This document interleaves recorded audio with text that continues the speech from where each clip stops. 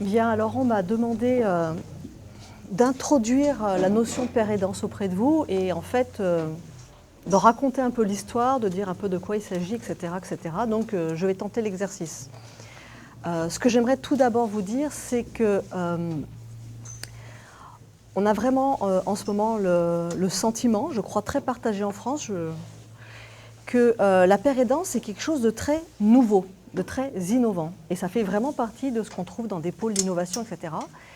Alors, je vais peut-être vous décevoir, mais en fait, la père aidance, c'est très, très, très ancien, voire même ça peut-être même quelques millions d'années, ça serait à discuter. Moi, pour ma part, je pense qu'aujourd'hui, c'est consubstantiel de l'être humain, mais bon, on ne va pas rentrer dans ce genre de détails. Mais simplement pour vous donner quelques exemples, en 1900, après la Première Guerre mondiale, les mutilés de guerre ou les réformés se sont réunis dans des sociétés d'entraide mutuelle, de secours mutuel. Et il y en avait, on les a comptabilisés en 1930, et 2 villages sur 3 en France avaient une société de secours mutuel, dans lequel ces personnes-là qui avaient vécu la même expérience s'entraidaient, se soutenaient, s'accompagnaient, et aussi organisaient d'autres types d'activités en fonction de leurs besoins. Donc on ne peut pas dire que c'est quelque chose de nouveau au sens strict du terme, mais il y a quelque chose de très nouveau. Et ça, c'est exact. Ce qui est très nouveau, c'est que ça soit valorisé par les politiques publiques, par les politiques dans le champ sanitaire, par les politiques dans le champ social. Il y a vraiment aujourd'hui une promotion des pairs, que ça soit appelé père aidant, que ça soit appelé père émulation, que ça soit appelé travailleur père, que ça soit appelé conseiller père, que ça soit appelé médiateur santé père. Quoi qu'il en soit, le fait d'être père et le fait de pouvoir apporter à ses pairs est quelque chose qui aujourd'hui est particulièrement promu par les politiques publiques. Et en ce sens-là, effectivement, c'est une innovation au sens où l'État français investit, donne de l'argent, soutient, promeut l'idée, etc., de manière à ce que ça se développe. Donc on en a beaucoup entendu parler depuis quelques années, mais effectivement parce que les politiques publiques s'en sont mêlées.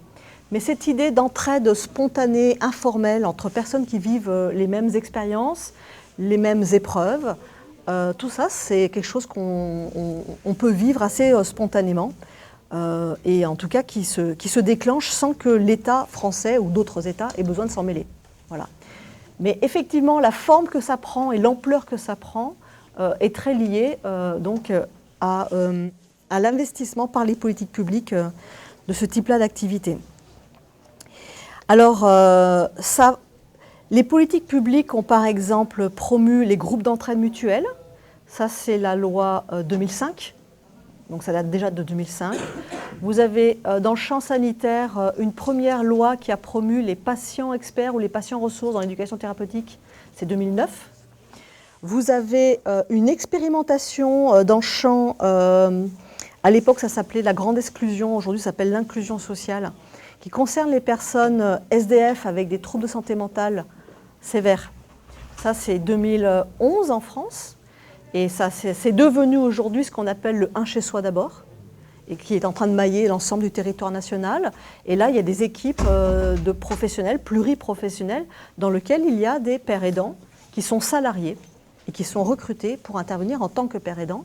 Donc il y a même des personnes salariées aujourd'hui.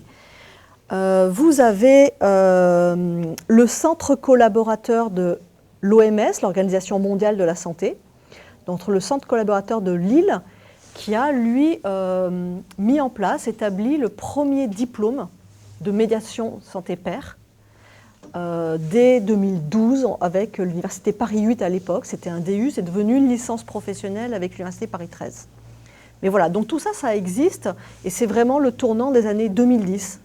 Et depuis, on n'en a jamais autant parlé. Et de ce point de vue-là, effectivement, c'est innovant. Et il y a un véritable investissement dans ce type-là d'activité, une véritable reconnaissance de leur importance.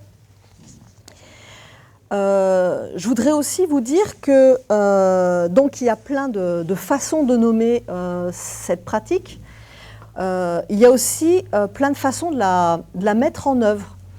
Il y a plein de façons d'être père. On peut être père dans des groupes d'entraide. On peut être pair dans des réseaux, on fait appel les uns aux autres parce qu'on sait qu'un tel est très bon sur les transports en commun, l'autre est très bon sur la gestion des aides humaines, le troisième est très bon en termes de médiation avec les institutions, il sait naviguer dans les institutions, il aide les autres. Il y en a qui sont très très bons pour inclure les autres dans le champ du sport. Bref, il y a plein de manières d'aider ses pairs parce qu'on en a fait soi-même l'expérience et qu'on a les bons repères, qu'on sait à peu près comment mettre les choses en œuvre.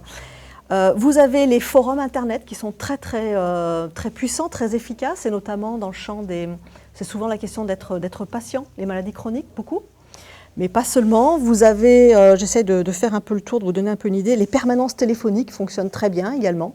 Donc ça peut prendre plein de formes. Ça peut être en face à face entre deux personnes, ça peut être du groupe, ça peut être avec un statut de bénévole, avec un statut de salarié. Il y en a qui sont consultants. Je connais une personne qui est appelés par des psychiatres pour venir auprès des malades qui sont hospitalisés et qui intervient à la demande de psychiatres auprès de malades. Donc on peut être consultant. J'ai connu une personne qui était en intérim. Voilà, donc il y a toutes sortes de statuts également. Donc il y a une énorme diversité dans la mise en œuvre. Qu'est-ce qu'il faut que je vous dise également ?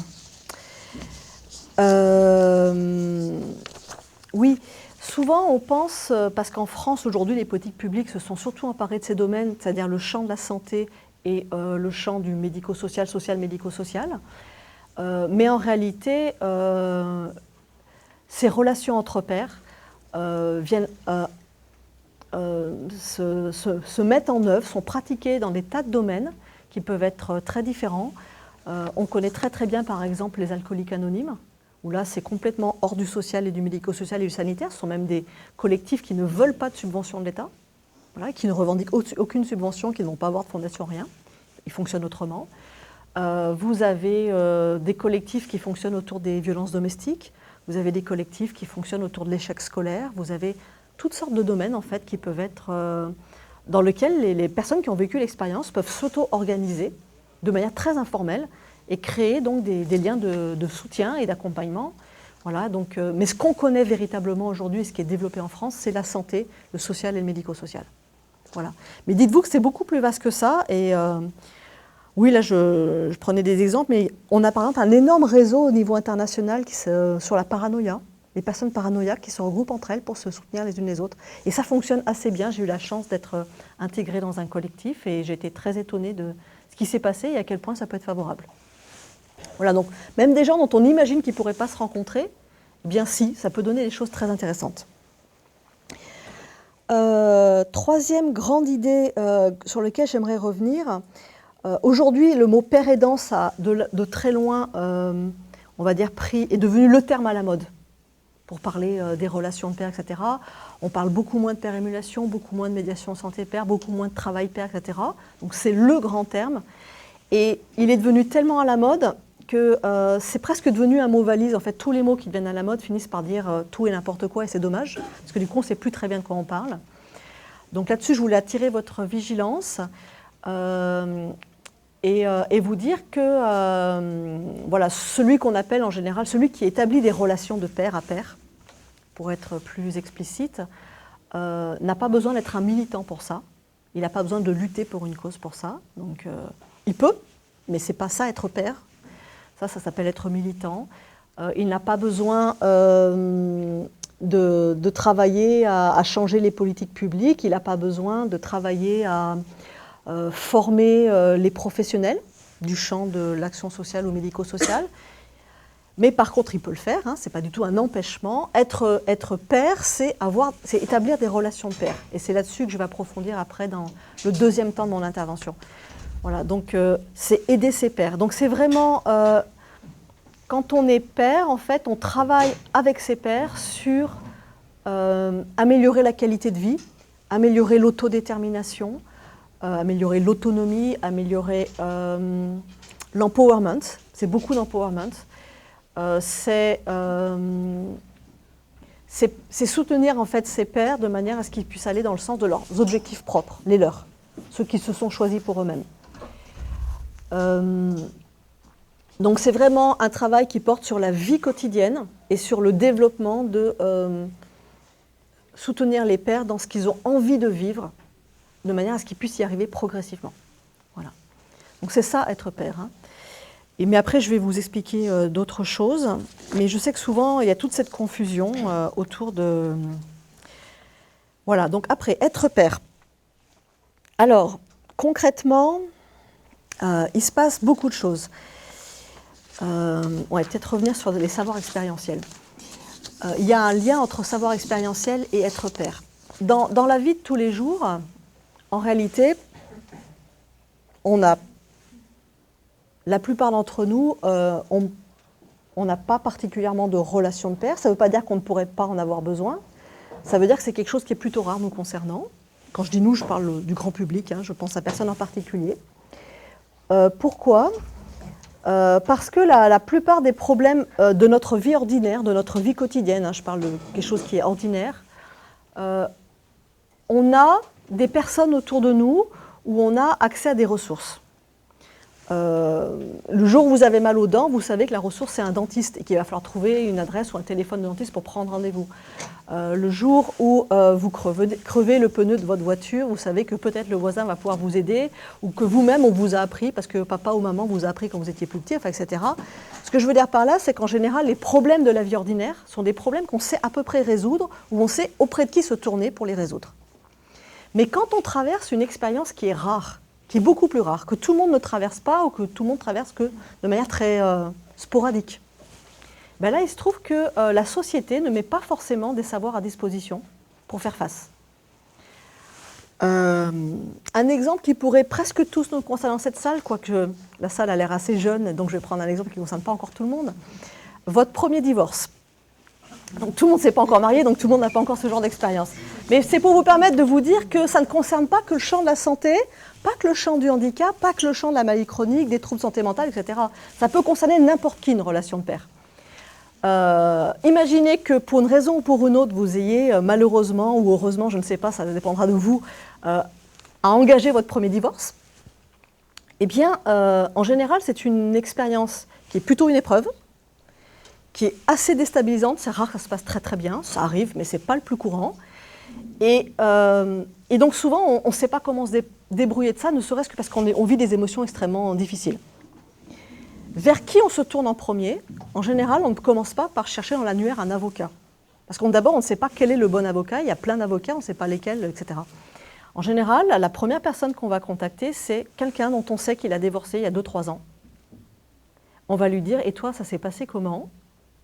Et là, il va vous raconter un peu comment il a vécu les choses, et puis il va vous dire, alors tu fais attention, hein, parce que pour les avocats, moi j'ai eu tel problème et tel problème, donc voilà. Et en fait, qu'est-ce qui va se passer? Eh bien, il va vous donner très rapidement 2-3 repères qui ont été très importants pour lui, mais qui vont vous permettre de pouvoir penser pour vous-même qu'est-ce qui est important d'avoir comme repère dans l'urgence, pour commencer à se construire sa propre manière de faire avec l'épreuve qu'on est en train de traverser. Donc ça peut concerner tout le monde, une relation de père à père. Mais imaginez des personnes qui vivent souvent des expériences rares. Et bien il se trouve qu'elles, c'est très curieux, mais elles ne trouvent pas la solution à l'école, parce qu'à l'école on ne leur explique pas comment on fait.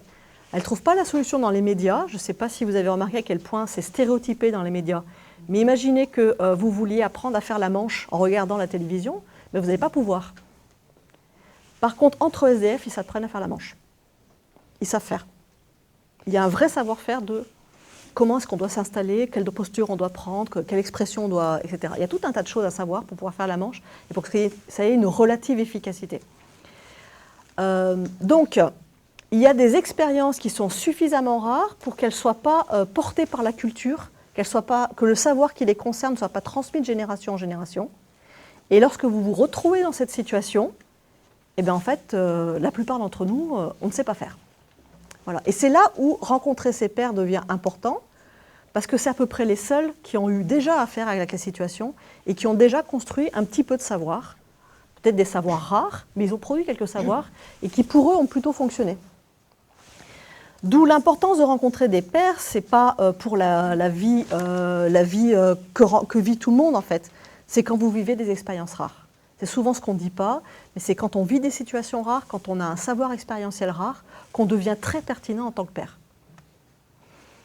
Voilà, donc par exemple, Et tout à l'heure, il prendra la parole.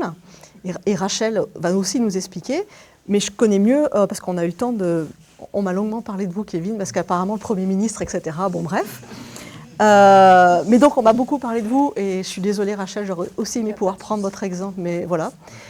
Mais Kevin a eu l'occasion de s'engager dans un club sportif, d'y faire sa place, d'y être reconnu, de faire ses performances, etc. Et aujourd'hui, il est à l'aise pour donner ses propres repères. Voilà. Bon, et Rachel va nous expliquer ses propres repères juste après. Mais concrètement, tout le monde n'est pas dans la situation de devoir créer ce type-là de repères pour pouvoir s'inscrire dans un club de sport. Il y a plein de gens pour qui la situation n'est pas la même. Parce qu'ils ne vont pas être accueillis, regardés de la même manière, etc., etc. Donc ça ne se passe pas de la même manière. Donc la situation n'est pas identique, il faut créer des savoirs exprès. Donc et Rachel et Kevin sont des grands créateurs de savoirs expérientiels, rares. Voilà. Qu'est-ce que je souhaitais également vous dire? Oui, l'importance de la relation de pair. Pourquoi?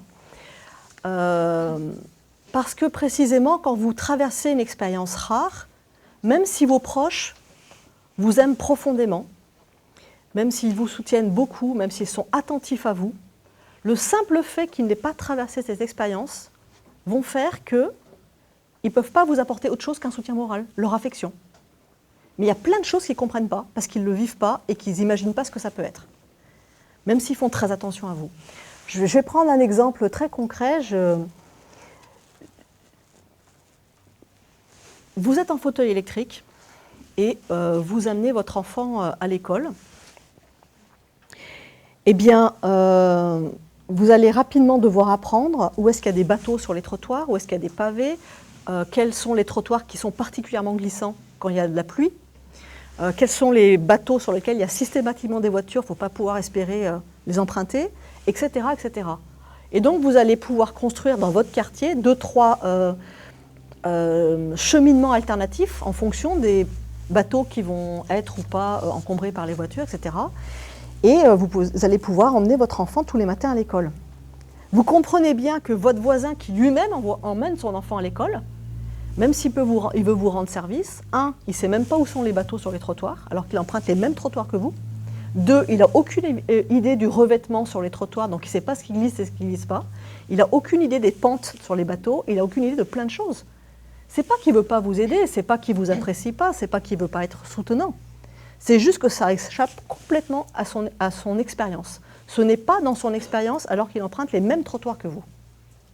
Donc il n'a absolument pas construit de savoir expérientiel rare concernant le cheminement sur un trottoir en fauteuil électrique. Et par conséquent, malgré tout son engagement et son dévouement pour vous, il ne peut pas faire grand-chose que d'être là avec vous et éventuellement être à côté si vous voulez vous tenir compagnie. Hein, mais voilà, il ne va pas pouvoir faire grand-chose de plus que de vous apprécier, de vous soutenir moralement, etc. Donc il faut bien se rendre compte que quand on ne vit pas l'expérience, il y a une quantité de choses absolument incroyables qui nous échappent, même si on est très soutenant, très aimant, très tout ce que vous voulez.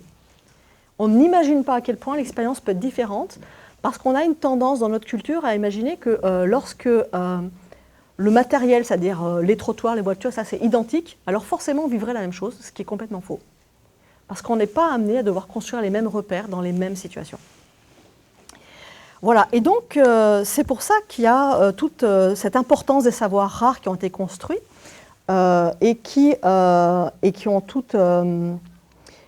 autant de portée dans la rencontre entre pairs. Alors, quand on se rencontre entre pairs, et j'ai encore 1 minute et demie, donc je vais faire très vite, mais juste ce que je voulais vous dire, c'était que quand on rencontre quelqu'un qui traverse la même expérience rare que soi et qu'on s'en rend compte, c'est-à-dire parce qu'il en parle, parce qu'il a un comportement qui en témoigne, etc. Donc quand on sait qu'en face de soi, on a un père, et bien très souvent, c'est un immense soulagement. Parce qu'enfin, on sait qu'on va avoir quelqu'un qui va comprendre très rapidement ce qu'on est en train de vivre, parce que lui traverse l'expérience. On n'aura pas besoin d'essayer de lui expliquer plein de choses, et puis on verra qu'en face, il a beau faire tout ce qu'il peut, il en saisit à peine la moitié.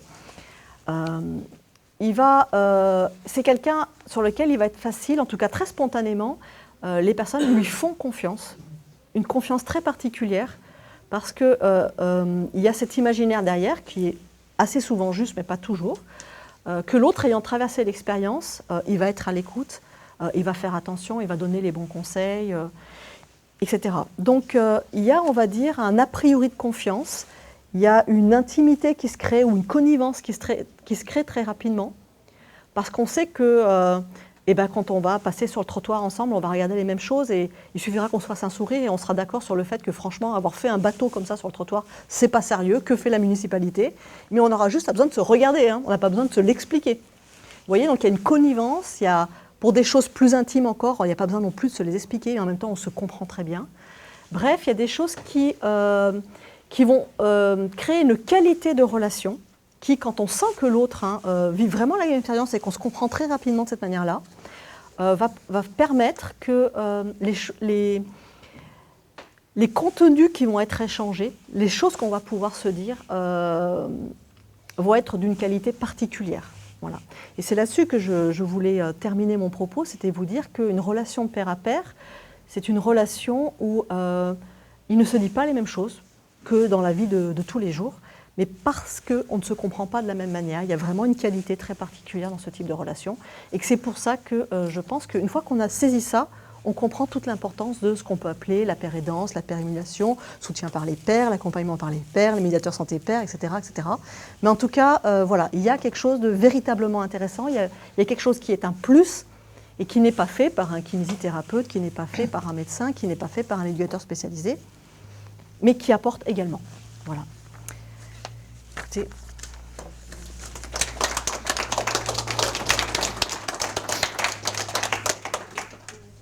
Merci beaucoup, Eliane. Alors, comme je le disais juste avant, on va prendre les questions à la fin quand la session sera terminée. Comme ça permettra vraiment de croiser les regards de chacun et chacune. Et du coup, maintenant, je vais passer la parole à Rachel Couillet, présidente de la Maison des Possibles. Comme ça, je vais pouvoir rectifier. Donc, présidente de l'association Avenir des Possibles. Et la Maison des Possibles, c'est le lieu que nous avons créé. Donc, d'une partie un petit peu, je vais dire, historique aussi, expérience, puisque, voilà, on n'est pas père aidant, moi, je dirais, du jour au lendemain comme ça. C'est des situations qui font que cette expérience nous amène à nous questionner sur ce que l'on fait, ce que ça nous apporte et ce que ça apporte à l'autre, qui nous ont amené, nous, à découvrir les termes de pair-aidance et autres autour et à lire sur le sujet ensuite. Donc, historiquement, voilà, moi, j'ai vu, voilà, en recherche d'aide, de compréhension et d'expériences rares que je vivais au quotidien, des professionnels pendant 15 ans de ma vie, qui ne m'ont pas apporté de réponse aidante pour moi ou de solution, que peut-être que ce n'était pas la bonne recherche que j'avais non plus, mais qui ne m'ont pas aidé à simplifier le quotidien, en tout cas, parce que chaque journée est une épreuve rare, pour réutiliser certains termes du coup, que je trouvais très intéressant. La vie quotidienne est hyper compliquée. Et effectivement, lorsqu'on est entre personnes autistes, étant autiste moi-même, la compréhension est beaucoup plus évidente et il y a beaucoup de choses qu'on n'a pas besoin de se dire. On sait quand on peut se dire bonjour lorsqu'on arrive quelque part et qu'on se voit pour la première fois de la journée ou pas. Parce que dans la démarche, dans la posture physique de l'autre, c'est évident pour nous, parce qu'on perçoit les mêmes choses, on sait si la personne va bien ou non, si elle est anxieuse ou non. Et donc ça, c'est des aides pour nous en termes de repères par rapport au fonctionnement sur se comprendre et faire des choses ensemble. Donc l'idée, ça a été qu'on s'est rencontrés entre pairs, justement, pour échanger sur ce qui allait bien, ce qui n'allait pas. On se rencontrait un dimanche par mois, voilà, pour discuter, s'entraider au départ en se conseillant et en utilisant les expériences de chacun pour aider l'autre et peut-être lui proposer des hypothèses, des pistes qu'il n'avait pas envisagées ou que des professionnels à côté ne lui avaient pas proposées. Donc au départ, c'est parti de tant d'échanges comme ça. Et s'est posé la question de l'insertion professionnelle. Et à ce moment-là, pour une partie du groupe, on a décidé de créer une association. Donc Avenir des Possibles, c'est une association de personnes autistes. Donc ça, c'est important pour nous aussi, parce qu'il y a plein d'associations de parents, il y a plein d'associations et de choses qui existent, qu'on ne critique pas pour autant, mais qui pour nous sont une partie dont on a besoin et ne sont pas la reconnaissance pour nous. Et l'idée voilà, avec les plus jeunes, c'était que quand c'est des associations de parents, avec les 15-25 ans du groupe, c'était très compliqué sur mes parents pensent à ma place, pensent savoir pour moi, mais ne me comprennent pas. Il y avait beaucoup de conflits avec leur famille. Donc l'idée, c'était aussi de pouvoir aider leurs parents à mieux les comprendre et que les relations se passent mieux, parce que de chaque côté, chacun en était malheureux, le parent comme l'adolescent ou le jeune adulte. Donc ça faisait partie des discussions qu'on avait entre nous, et l'idée de créer une association, un logo, pour nous, ça nous donnait un peu une casquette parce qu'on cloisonne beaucoup les différents domaines, et ça officialisait le fait d'avoir le droit et de pouvoir aider l'autre et de pouvoir communiquer avec sa famille en tant que personne de l'association. Ça créait vraiment une bulle tiers pour nous et une différenciation dans les différents moments. Entre le moment où je suis aidée ou quelqu'un d'autre, mais le créneau horaire où je suis aidée pour quelque chose, faire un dossier à la MDPH, c'est l'enfer pour moi, et le moment où je peux être aidant et je peux aider l'autre. Par contre, j'accompagne toutes les familles d'enfants de moins de 20 ans à monter leur dossier MDPH sans aucun problème. Mais c'est complètement différent. Lorsqu'il s'agit de mon dossier où j'ai un enfant autiste également, de son dossier, émotionnellement ça me touche, je suis dans l'incapacité de regarder le papier, de le faire, de m'en occuper.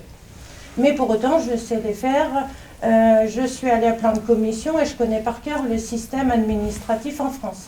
C'est complètement différent. Donc il y a aussi ces problématiques avec l'autisme et la gestion des émotions qui sont très compliquées. Et quelque chose qui est compliqué en gestion d'émotions nous paralyse totalement.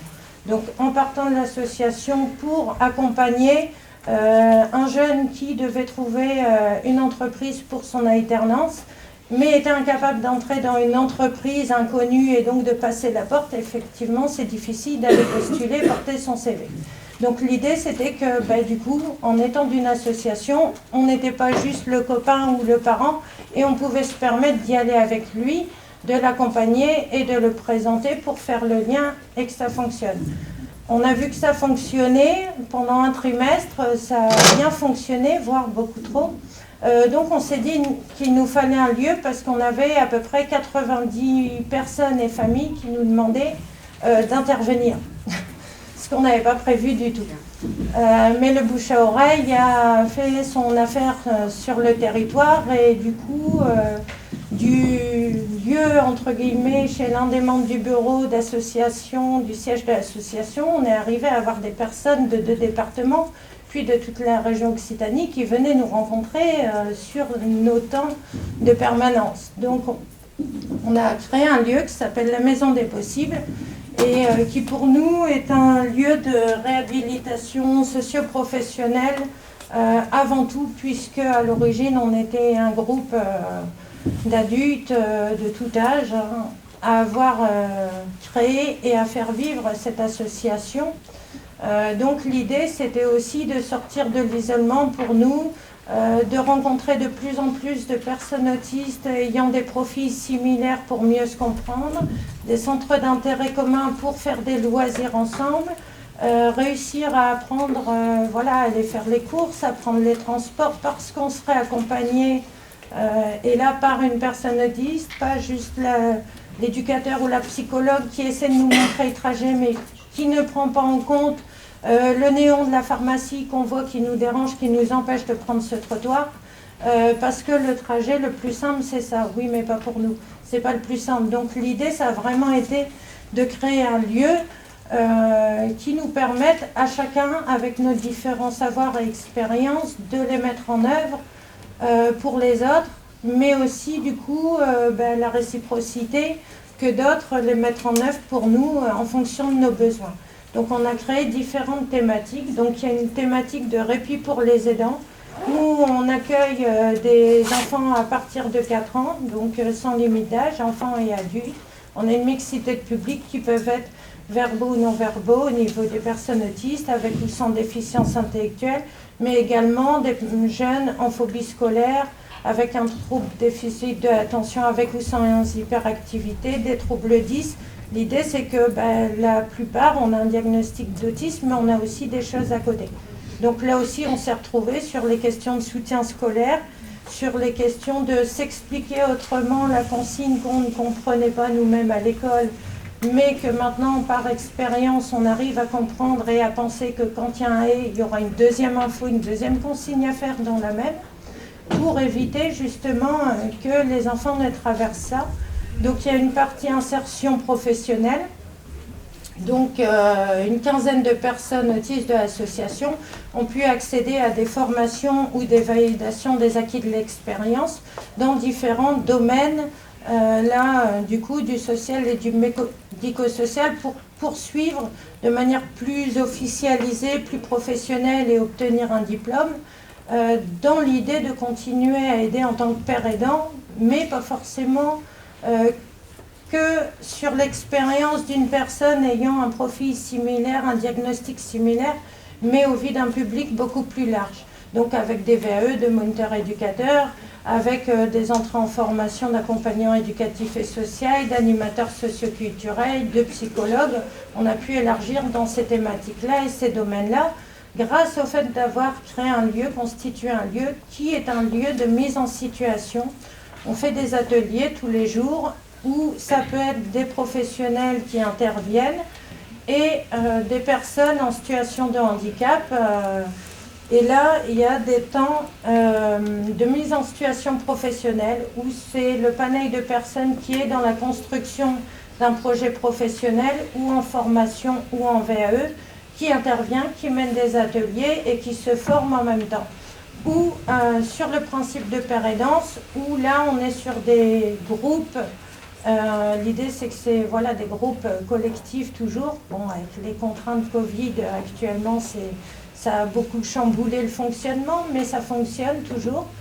Ça fait 3 ans que la Maison des Possibles est ouverte.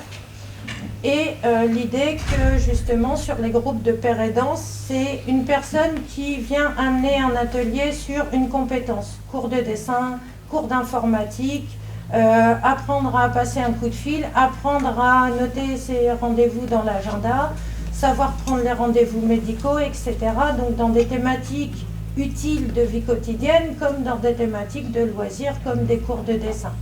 L'idée, c'est que vraiment autour de ça, de loisirs, d'accès aux loisirs, d'accès aux soins, d'accès à plus d'autonomie et en même temps de gestion de la vie quotidienne pour réduire les difficultés. En sachant que ce sont des groupes de niveau et que ce n'est pas forcément l'idée de père aidance aussi quand on a des personnes extérieures ou des professionnels qui viennent visiter la Maison des Possibles, souvent on a l'impression que le plus grand qu'on voit dans la salle, c'est lui qui fait l'atelier. Ben non, pas forcément. On a un petit de 6 ans qui fait de la programmation informatique et qui donne les cours sur Excel, à la fois aux stagiaires éducateurs qu'on a, mais aussi à des futurs professionnels ou à des parents qui ont envie d'apprendre l'informatique. Donc c'est pas forcément du plus grand vers le plus petit, on n'est pas que sur des questions de tutorat, d'où le principe vraiment de père aidance, de connaissances et de compétences pour nous. Donc chacun a des temps où il est aidant ou aidé, c'est tout ce roulement, en sachant qu'on inclut les enfants, les adultes, les familles et des professionnels, et qu'au quotidien, comme ça, on est ouvert du lundi au vendredi de 10h à 17h, à tour de rôle. Chacun va être dans une case différente, mais aura cette information et donc saura comment se positionner, quelle posture prendre, s'il doit être en train d'expliquer à l'autre ou d'écouter les explications pour comprendre, tout en ayant une partie très théorique de savoir-faire et savoir-être et dans la pratique des compétences. Donc dans la même idée d'autonomie et de vie quotidienne qui pose beaucoup de problèmes en fonction des handicaps au niveau de la Maison des Possibles, on a aussi co-construit, parce qu'on fait tous les travaux ensemble, on apprend aussi là-dessus, on fait tout ensemble, un studio d'apprentissage qui permet d'envisager une vie en appartement, en maison, une vie autonome pour s'entraîner justement concrètement.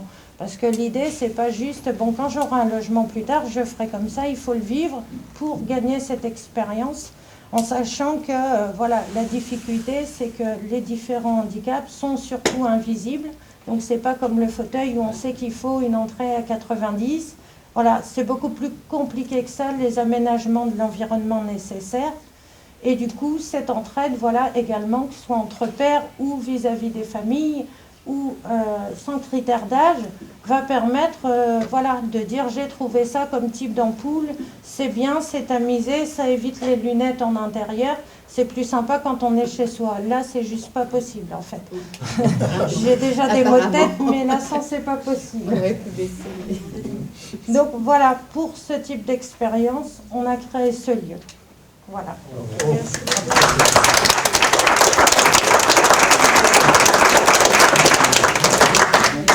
Merci beaucoup pour votre partage. Du coup, on va enchaîner avec vous, Kevin. Vous allez donc moi, Kevin Lapaillard, reconnu autiste, syndrome d'Asperger, en situation de handicap, et qui pratique de l'athlétisme du coup depuis presque 14 ans, au sein du club Athlénime 30, à Nîmes, là. Et du coup, vraiment, toutes mes expériences depuis tout petit, de tout ce que j'ai vécu dû à mon autisme, par exemple la boulimie, le stress, la nervosité, tout dans la vie, que tout ça m'a fait vivre des expériences vraiment mal. Mais tout ça, par rapport avec ces expériences que j'ai vécues et en m'ayant permis d'être suivi avec des instituts médico-sociaux et au moment où j'ai commencé le sport aussi, de m'être rapproché de plein d'autres personnes, autant ce qu'on dit les pères, du coup, que vraiment, dû à mes difficultés, ce qui m'a permis d'échapper à ces soucis-là, c'est le problème de vraiment maintenant mieux me sentir, c'est vraiment autant, comme on dit, en ayant eu des réponses, des personnes autant qui ont pu me partager de comment faire mieux, comment régler ces soucis-là, c'est plus reproduire de mes cris, de comment gérer le stress. Par exemple, quand je m'étais en colère, autant j'ai été suivi par un psychologue qui m'a beaucoup aidé à gérer le stress, tout ça, apprendre à gérer, comment exprimer ses émotions, tout. Qu'est-ce que j'ai eu le sport au fur et à mesure de l'athlétisme, de la course à pied, tout ça. Avant, j'avais tendance à trop être à fond, à trop faire à aller trop fort sur les choses, souvent. Que après petit à petit, mais autant ma coach Céline Coppola qui m'a vraiment appris à être à l'écoute de mon corps, d'être vraiment à l'écoute de moi-même, que vraiment c'est ce qui m'a permis maintenant d'apprendre à gérer ma vie, gérer bien plus ses emplois du temps, tout. Voilà, mes différentes choses que j'ai appris grâce à beaucoup de monde qui m'entoure actuellement. Qui est aussi tout ça, c'est vraiment le lien social que vraiment j'ai gagné aussi avec le handball, le sport collectif qui m'a beaucoup aidé, le hand. Donc voilà, et vraiment le niveau social, tout ça, après que vraiment tout ça, j'ai voulu après petit à petit le partager vraiment avec plein de monde de ces expériences-là que j'ai vécues dans ma vie. Maintenant que en fait, le CDSA, le comité de sport adapté du Gard, s'est rapproché après beaucoup de mois et dû à toute mon expérience et c'est eux par initiative par exemple qui m'ont proposé d'être en service civique au DAIS, dispositif d'appui à l'inclusion sportive. Et dont j'ai vraiment, qui a vraiment aidé du coup là, le DAIS vraiment à pouvoir inclure plus facilement de ces personnes en situation de handicap. Que voilà, par exemple là, les parents de différentes personnes, des fois se sont vraiment rapprochés de moi, même par initiative comme ça, ont voulu parler à moi vraiment pour vraiment que je leur exprime vraiment de moi ce que j'ai vécu dans la vie, qui autant leur aidait beaucoup pour leurs enfants en situation de handicap, tout ça. et pouvoir qu'ils puissent leur faire évoluer, leur faire trouver des solutions dans la vie, par où passer, tout ça. Et tout ça, c'est rien que après tout ça qui m'a approché vers d'être aussi, ça m'a apporté de m'adapter au changement, d'être à l'écoute active des gens, des personnes, vraiment savoir ce dont ils ont besoin, tout pour vraiment grandir et évoluer, tout ça. Et tout. Mieux m'exprimer aussi, parce que souvent j'avais tendance à m'exprimer sous forme un peu reproche, que des fois les gens prenaient mal, et que maintenant j'ai appris à m'exprimer vraiment le partage d'expérience, le partage de l'exemple de ce que moi j'ai vécu, et tout ça m'a permis après grâce au DAIS que j'ai fait, j'ai participé à une visio des CDCA, Conseils départementaux Citoyenneté et Autonomie, avec la CNCPH, Conseil national consultatif des personnes handicapées. Et bien après on a fait la demande de moi pour aller faire un témoignage auprès de la CNCPH, Conseil national consultatif personnes handicapées. Et c'est tout ça qui m'a emmené vers le gouvernement que là, du coup, vraiment, comme elle avait dit, Ève, tout à l'heure, que vraiment la politique, que vraiment ça rapproche maintenant de la politique, vraiment la paire aidance, vraiment que le gouvernement s'y rapproche, que c'est ce qui maintenant fait vraiment évoluer un peu plus les choses. Et voilà, que vraiment, si tout le monde, dans tout le territoire, de partout, arrivait à se rapprocher vraiment de faire participer toute personne en situation de handicap, faire participer tout le monde dans la vie, que valoriser toute personne, que tout le monde peut y arriver dans la vie, tout le monde peut... qu'il faut pas comme moi, en ESAT, j'étais renfermé, je me sentais renfermé souvent en ESAT, tout ça. Et c'est... Maintenant que, là, depuis que maintenant je suis suivi par un autre accompagnement, un dispositif d'emploi accompagnement professionnel, mais là, maintenant, je me sens on est plus à l'écoute de moi, vraiment. Et tout ça, c'est vraiment quelque chose que je veux que tout le monde, vraiment le gouvernement, tout ça, les associations, tous les territoires, c'est tous ensemble, en commun pour que vraiment les choses fonctionnent et que puisse petit à petit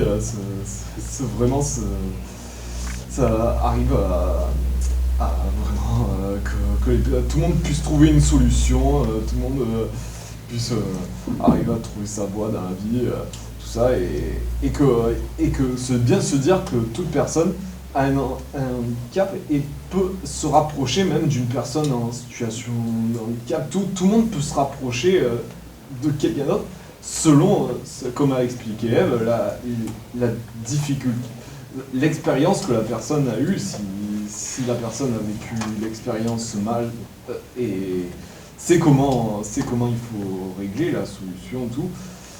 Et bien autant se rapprocher de cette personne-là pour avoir des repères et tout. Vraiment, ça c'est ce qu'elle dit, la meilleure solution. Et voilà, que pour moi, par exemple, là, quand je fais les dossiers administratifs, pour moi qui ai du mal dans la rédaction, dans ce qui est compréhension, tout ça, mon accompagnement SAVS, Service d'accompagnement à la vie sociale, m'aide autant pour les dossiers administratifs, tout ça, que voilà, il faut pas avoir honte dans la vie, n'importe qui, faut pas se dire dans la tête qu'on sait tout dans la vie, que tout le monde a des défauts, tout le monde a des qualités, compétences. On peut tous demander de l'aide, vraiment, autant de quelqu'un qui sait faire les choses, qui a vécu l'expérience, qui s'y connaît bien, et vraiment si on fait, comme je dis toujours, c'est tous ensemble qu'on y arrivera, que les gens au moins s'y investissent toujours sur les choses, ne pas rompre les choses, vraiment toujours aller jusqu'au bout des choses, toujours jusqu'au bout. Et c'est comme ça qu'on y arrivera tous ensemble, vraiment, je le dis de tout cœur, si tout le monde Le fait se dit bien à la tête cette phrase, tous ensemble on va plus loin. Je serai heureux et vraiment, je serai toujours là pour vous. Tout le monde.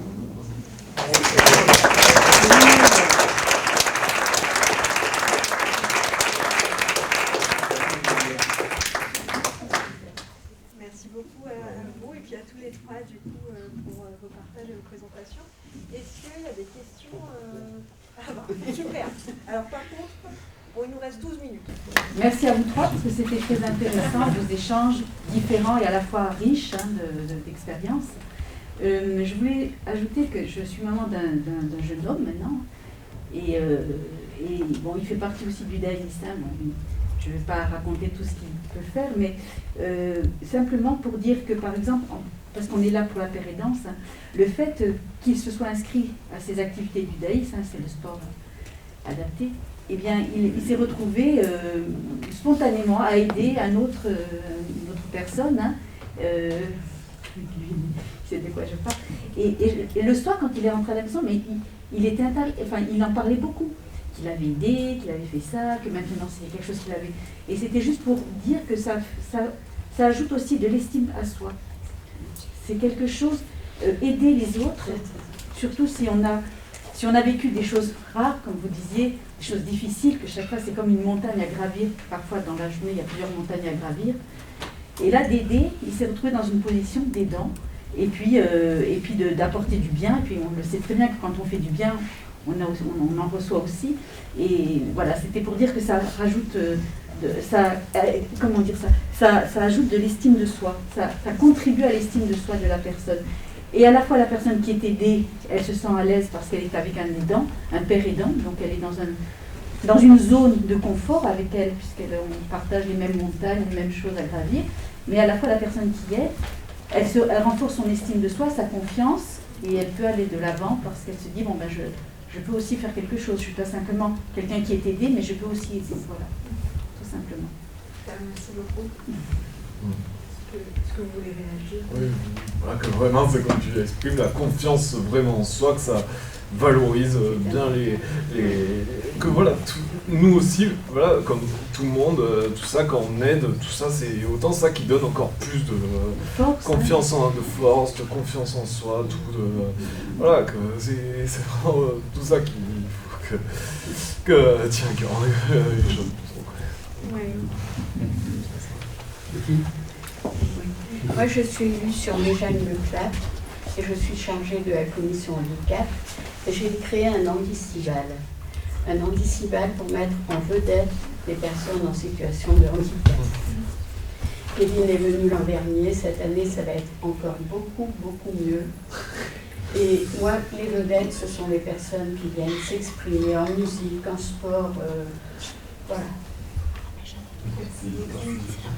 Moi, j'ai deux questions, en fait, deux problèmes.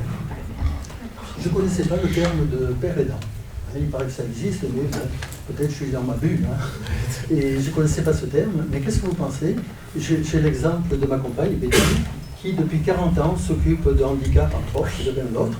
Et donc, elle n'est pas père parce qu'elle a quelques défauts, mais elle n'a pas de... Mais ce que je veux dire, j'ai l'impression que, parce que toute la journée, j'ai l'impression qu'elle fait, pas toute la journée presque, elle fait presque un travail de père aidant, sans étant elle-même, voilà. Alors ça n'a pas la même, qualité telle que vous l'avez décrite, hein, mais c'est quand même, il y a plein de personnes qui ne sont pas père aidants, mais qui participent un petit peu ou qui essayent. Oui, mais on a le droit d'être aidant. Sans être père. Absolument. Et on peut être très utile en étant aidant. Et puis, autre chose qui m'embête, chaque fois qu'on explique les structures, ce que fait les associations, les gouvernements respectifs, hein, là, je ne cible pas un gouvernement particulier, et ça a l'air très très bien, et tous les jours, on voit des situations où les gens, ils ont rien. Dans un village à côté, il y a une jeune femme qui a un enfant autiste, qui a 2 ans, et elle est toute seule, elle n'a personne pour l'aider, et on lui donne, je crois, 300 € par mois pour s'occuper. Elle peut plus aller travailler, ni rien. Enfin, je vais dire, c'est une personne qui s'en sort pas, quoi. Alors qu'il y a on entend parler d'aide, on a des petits copains. Autant par rapport à ça, ce genre de choses, vous voyez, que vous dites, ça, autant moi aussi que là, l'autre jour, quand j'ai été avec le Daïs, une journée de répit, que j'ai vu une personne aussi en fauteuil qui n'avait pas du tout de réponse de la MDPH, tout ça. Vous voyez, autant d'avoir été au gouvernement, le Premier ministre, tout ça, que j'ai vu Sophie Cluzel, tout ça, que même là, c'était dans une entreprise, Guerlain, de parfumerie, où vraiment, ils ont embauché des autistes lourds, des autistes vraiment en difficulté, en CDI, ça, ce genre de choses qui est vraiment valorisant. Et du coup, je disais que là, autant j'ai transmis par exemple le message de transmettre auprès des MDPH, tout. Je vous dis vraiment que pour vous rassurer, ils sont vraiment dans l'investissement. Actuellement, ça avance, c'est en train de se mettre vraiment vers l'avant. Je dis que vraiment j'ai transmis, j'ai communiqué. Ça y est, Kevin, c'est bon. C'est la simplification administrative aussi. Non, mais je vous dis que j'ai vraiment transmis ces messages. Oui, mais que ça puisse se faire et qu'il reste en lien avec moi. Le nombre d'enfants handicapés qui attendent d'avoir un centre. Moi, je retiens vraiment aussi ce côté de la paire aidante, que finalement, il n'y a pas un sachant, un apprenant, et que finalement, c'est ce rapport-là aussi qu'il faut faire évoluer, mais que ce soit dans les pratiques de pair, mais même aussi au sein des professionnels finalement. Parce que chaque professionnel apprend aussi des personnes qui vont accompagner. Et après, rebondir aussi sur la paire aidante, où notamment dans le champ du handicap, finalement, c'est pas forcément des personnes qui ont la même déficience aussi. Dans la maison des possibles, vous accompagnez des personnes diagnostiquées autistes, c'est ça? Oui. Et que finalement... Et autres handicaps invisibles, et de tout niveau et tout profil. Voilà, finalement, c'est des expériences que vous avez vécues et qui vous permettent d'accompagner tout type de personnes finalement qui ont vécu ces mêmes expériences-là. Et je trouvais que c'était important de le souligner aussi. C'est pas forcément quelqu'un qui est déficient intellectuel qui va accompagner quelqu'un qui est déficient intellectuel aussi. Pour aller plus loin sur ce point, parce que sans lien de diagnostic sur la paire aidance. Ouais, il faut arrêter de penser en termes. Compétences. Il faut arrêter de penser en termes de diagnostic, effectivement, quand on pense la question des pairs. C'est vraiment d'avoir traversé la même expérience ou une expérience proche. Et je vais vous donner un exemple qui est encore plus en écart. J'ai connu un père émulateur qui était aveugle et qui accompagnait des étudiants tétraplégiques en fauteuil électrique pour leur insertion sur les campus universitaires. Lui-même, il avait vécu, il avait un certain âge, il avait presque 60 ans, donc 40 ans avant sa propre inscription sur un campus universitaire. À l'époque, c'était vraiment plus que rare. Et il a fait toute sa carrière, c'est quelqu'un qui avait un bac plus 5, etc., qui s'en est très très bien sorti à l'université. Et il s'en est très très bien sorti. Pourquoi ? Parce qu'il savait gérer la stigmatisation, il savait gérer la discrimination, il savait créer des liens sociaux positifs, soutenants, et qui n'étaient pas des liens qui le mettaient en dépendance. Comment arriver à trouver du soutien sans se mettre en dépendance avec autrui. Et c'est ça qu'il apprenait aux personnes tétraplégiques, qui après se retrouvaient dans une situation beaucoup plus facile pour faire leur place sur les campus. Et vous voyez bien que là, l'écart de diagnostic est tellement énorme qu'on n'a plus aucun doute sur le fait que ce n'est pas juste un petit écart, c'est vraiment la question de l'expérience en commun et non pas du diagnostic. Moi, je vous en prie. Comme la société elle aime bien les étiquettes, je voulais savoir si quelque chose avait été proposé pour une visibilité ou pour une entrée en contact avec on va dire des associations qui ont pignon sur rue pour pouvoir apporter un soutien, un accompagnement quand les parents se trouvent, on va dire, désemparés devant des accueils qui ne sont pas adaptés comme l'école ou des enfants qui n'ont pas encore de place en institution parce que la denrée est rare. Je me dis, est-ce qu'il y a une visibilité, est-ce qu'il y aurait ce qu'on vous a proposé peut-être éventuellement ou d'être visible par le biais d'une entrée qui serait la MDPH ou qui serait du moins une structure vers laquelle on pourrait orienter les parents qui, sur la constitution d'un dossier MDPH, pourraient peut-être déjà trouver une paire aidance, quoi, déjà pour les aider dans la prise en charge, et peut-être même, j'ai envie de dire, pour des temps de prise en charge peut-être plus longs, en demi-journée ou en journée, pour que les enfants puissent avoir, ou même les adultes, avoir des accueils, du lien social, des apprentissages. Voilà, donc je me dis aujourd'hui, avec le déficit qui est quand même assez important dans la prise en charge, est-ce que ces associations-là pourraient être, on va dire, visibles, avec une entrée, avec une orientation pour de la paire aidance, puisque c'est un mot, on va dire, qui est aujourd'hui étiqueté dans le handicap, c'est-à-dire qui existe. Est-ce qu'on vous a proposé ça? Non? Donc c'était... Non, mais en même temps, c'est avantage-inconvénient. Comme vous dites, avoir une entrée et une orientation vers. Qui dit orientation signifie place et liste d'attente. Là, l'avantage et l'inconvénient, l'avantage, c'est que, ben voilà, on peut fonctionner, organiser un roulement des plannings et qu'il y ait des choses pour toutes les personnes et toutes les familles qui souhaitent. Dont certains sont en attente de place en institution, enfants ou adultes. L'inconvénient de ça, c'est qu'on doit trouver des financements parce qu'on n'a pas la facilité du tout du budget qui tombe, mais qui nous met 8 places et 3 ans d'attente. Voilà. J'aimerais dire que... Moi, j'aimerais pousser un coup de gueule, un petit peu comme lui, à la télévision.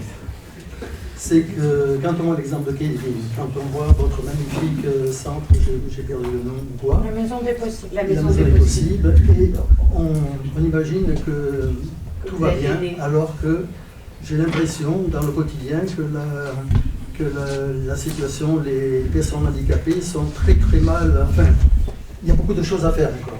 Donc là, il y a deux exemples magnifiques, mais ça cache peut-être un petit peu tout ce qu'on vit au quotidien. Voilà. Notamment avec les AESH, il y en a de moins en moins. L'enfant dont parlait tout à l'heure mon compagnon, à 8 ans, depuis le mois de mai dernier, il n'a pas d'AESH. Et il n'en a toujours pas, avec ce qu'on peut supposer avec un enfant autiste dans une école. Ça, c'est une catastrophe. J'avais un professeur ressources autisme au département à contacter pour ça. Juste en lien avec ça. Le seul moyen qu'a trouvé Betty à un moment donné, il y a quelques années, c'est sur un cas très particulier, c'est d'amener la presse régionale et elle a eu satisfaction en 3 jours.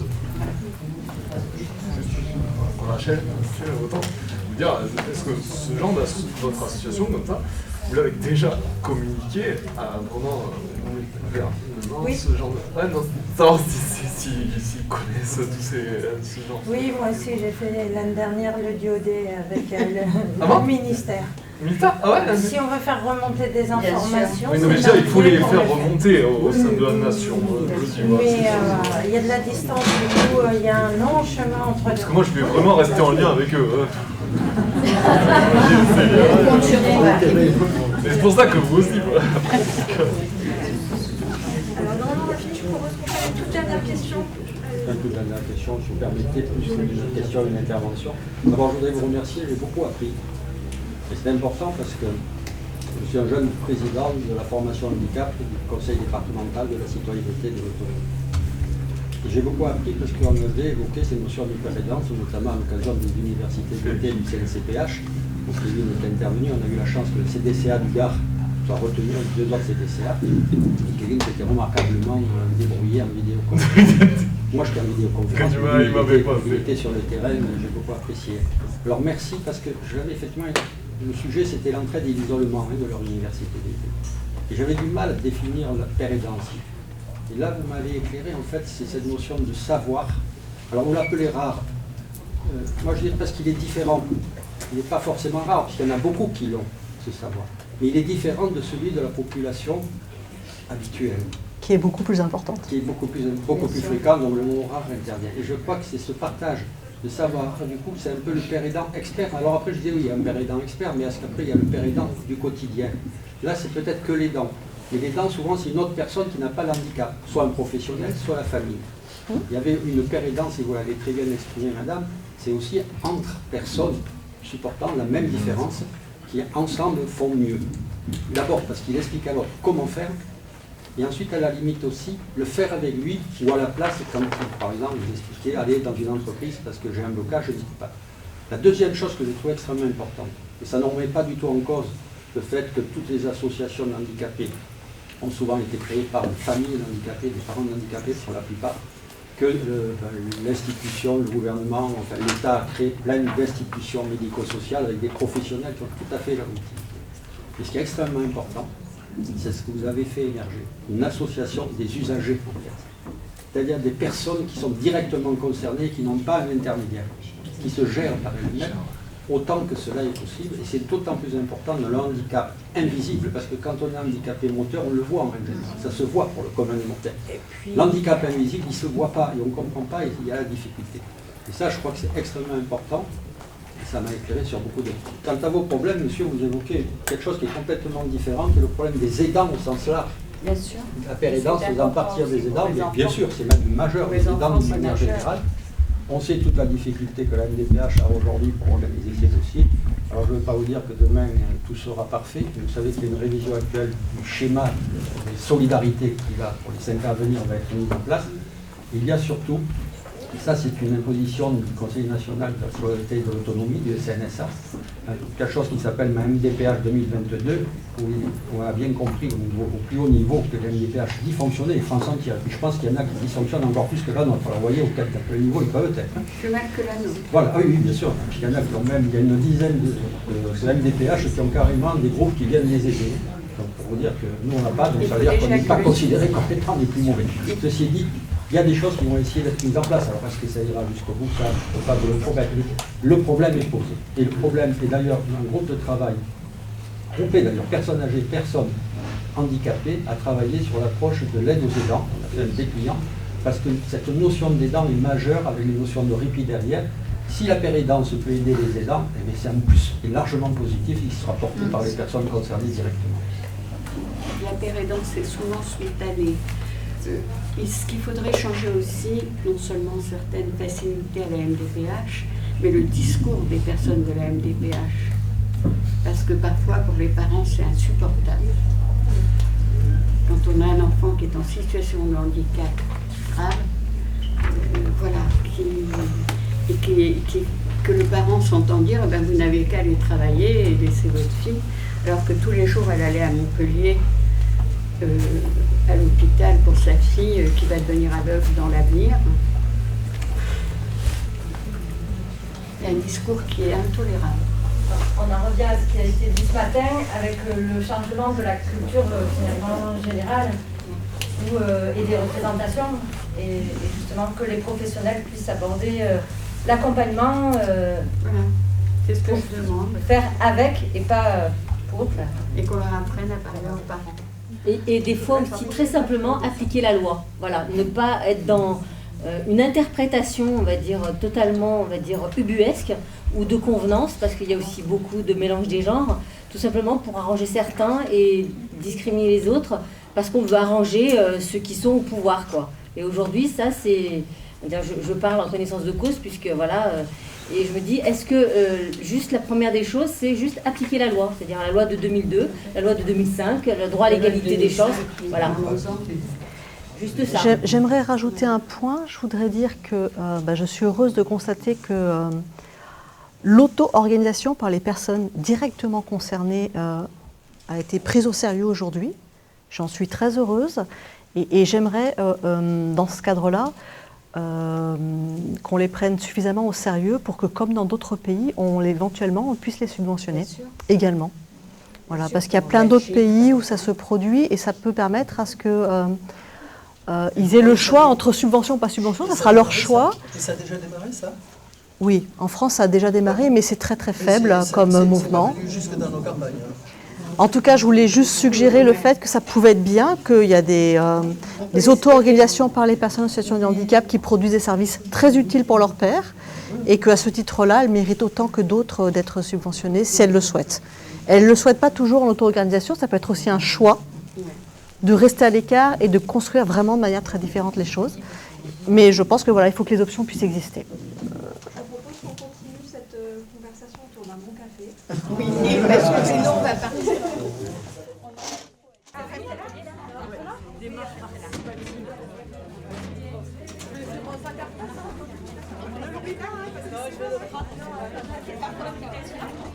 Je